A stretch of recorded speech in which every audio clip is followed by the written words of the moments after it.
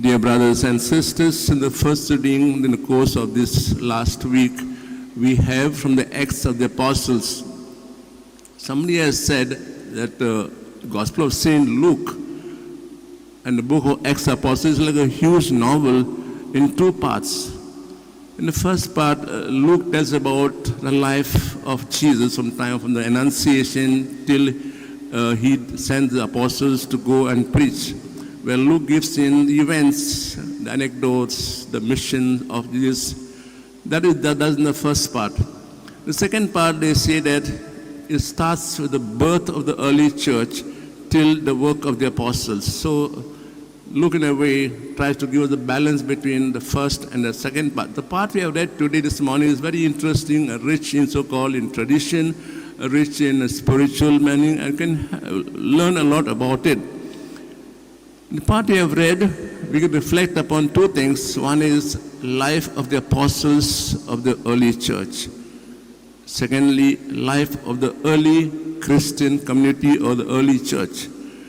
The first part we find that the apostles, after the Lord their master was arrested, crucified, died on the cross, buried, they were a different person altogether. They were scared of their lives. Mainly because they said, if master, this has happened to the master, what about us? They were scared.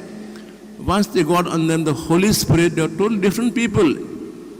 They go and proclaim boldly about Jesus and about his resurrection. How did this change come about?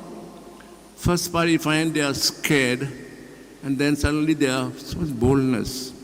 They experience within themselves the power of the risen Lord, and they were willing to go and share it with others at the risk of their own lives.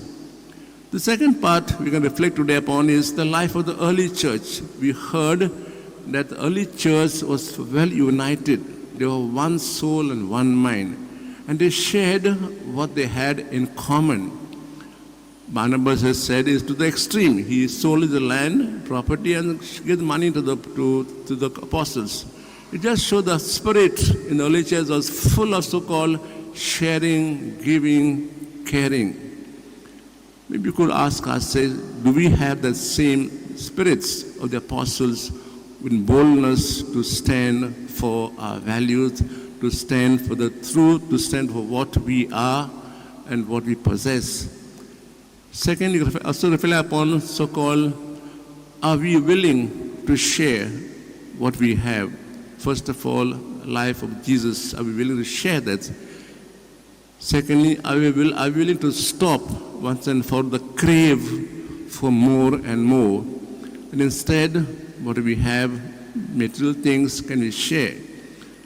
I appreciate here many people starting the choir and the media, how they share that talent with others. Can we share our talents with others and bring so-called oneness in our own families, society, village, so that we become a sharing, caring, faithful people.